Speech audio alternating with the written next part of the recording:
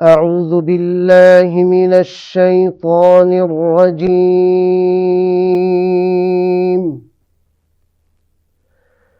بسم الله الرحمن الرحيم.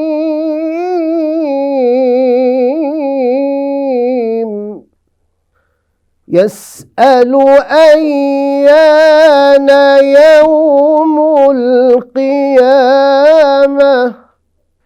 فإذا برق البصر وخسف القمر وجمع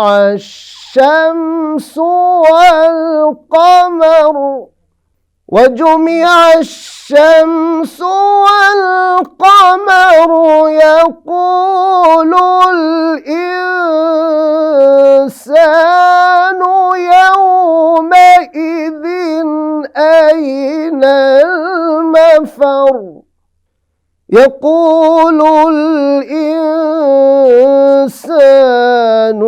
يومئذ أين المفر كلا لا وزر إلى ربك يومئذ المستقر كلا لا وزر إلى ربك يومئذ المستقر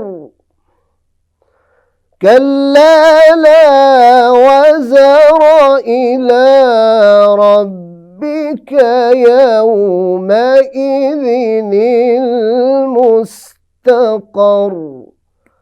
صدق الله العظيم.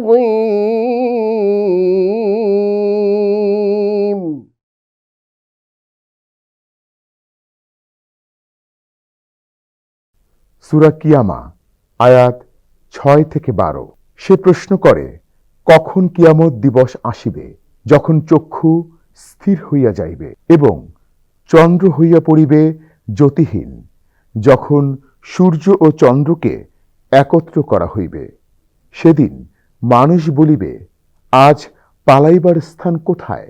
না, কোনো আশ্রয়স্থল নাই। সেদিন ঠাঁই হইবে তোমার প্রতিপালকেরই নিকট। আল্লাহ সুবহানাহু ওয়া তাআলা এই আয়াতে বলেছেন, ইয়াসআলু আইয়ানা ইয়াউমাল কিয়ামা, তারা কিয়ামত সম্পর্কে জিজ্ঞাসা করে কিয়ামত কবে সংঘটিত হবে। এই বিষয়টি তাদের জিজ্ঞাসা ছিল না, বরং নবী করিম সাল্লাল্লাহু আলাইহি ওয়াসাল্লামকে তারা দম্ভ ভরে হাসি এবং উল্লাস নিয়ে এটা অসত্য এই বিষয়টি ঠাট্টা হিসাবে জিজ্ঞাসা করেছিল, হে রাসূল, কবে তারা এই কিয়ামত সংঘটিত হবে যে কিয়ামতের ব্যাপারে আপনি বলে থাকেন? সত্যি কি এটা কিয়ামত সংঘটিত হবে, নাকি শুধু এটা আপনার ভয় দেখানো ছাড়া অন্য কিছু বার্তা নয়? এজন্য নবী করিম সাল্লাল্লাহু আলাইহি ওয়াসাল্লাম তাদেরকে জানিয়ে দিলেন যেটি আল্লাহ তাআলা নবীকে ইরশাদ করেছিলেন। আল্লাহ তাআলা বলেন, ফাইযা বারিকাল বাসার, কিয়ামত তো ওই দিন সংঘটিত হবে যেদিন মানুষের চোখ ঝলসে যাবে, অর্থাৎ মানুষ আর দেখতে পারবে না, স্থির কোনো কিছু দেখার তার ক্ষমতা থাকবে না। বাসার অর্থ হলো চক্ষু, দৃষ্টি, আর বারাক অর্থ হলো বিজলির চমকের মাধ্যমে যেটা কম্পিত হতে থাকে আর মানুষ অস্পষ্ট দেখে, এটাকে বোঝানো হয়েছে। আল্লাহ নবী জানিয়ে দিলেন যে ওই কিয়ামত যখন হবে তখন তোমাদের অবস্থা হবে এমন যে তোমরা কোনো কিছু স্থির দেখতে পারবে না, কম্পিত দেখবে। এবং পরবর্তী আয়াতে আল্লাহ তাআলা আবার জানিয়ে দিলেন, ওয়া খাসাফাল কামার, শুধু চোখের আলোই হারিয়ে যাবে এতটুকুই নয়, বরং সূর্যের আলো হারিয়ে যাবে। সূর্য আর কোনো কিরণ দিবে না, আলোহীন অবস্থা থাকবে। এবং অপর আয়াতে আল্লাহ তাআলা বলে দিলেন, ওয়া জুমিআশ শামসু ওয়াল কামার, চন্দ্র যেহেতু সূর্যের আলো নিয়ে পৃথিবীকে আলোকিত করে, সেক্ষেত্রে সূর্য যখন থাকছে না, সেক্ষেত্রে আপনার চন্দ্রও থাকবে না, অর্থাৎ চন্দ্রের আলোও থাকবে না। এই আয়াত আমাদেরকে মেসেজ দেয় যে চন্দ্র সূর্যের আলো সেদিন হারিয়ে যাবে, পৃথিবীর বুকে থাকবে না। তো সেই দিন আসার আগে আমাদের জন্য সতর্কবাণী। ইয়াকুলুল ইনসান ইয়াউমাইযিন আইনাল মাফার, ওই দিন মানুষ বলতে থাকবে আমরা কোথায় পালাবো, মানুষের আশ্রয়স্থল কোথায় হবে, সেই জায়গাটা কোথায়, এগুলো আসলে কোথায় আমি পালাতে থাকব।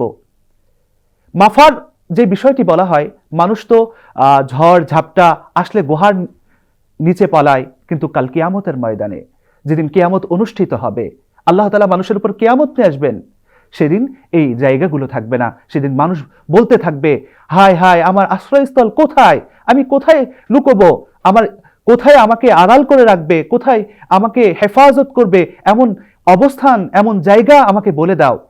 কিন্তু কোনো জায়গা থাকবে না। আল্লাহ তাআলা সেইটাই বলেছেন, কাল্লা লা ওয়াজার, কোনো স্থান থাকবে না যে স্থান তাকে আড়াল করে রাখবে, যে স্থান তাকে হেফাজত করে রাখবে, যে স্থান আল্লাহর আযাব থেকে তাকে নিরাপদে রাখবে।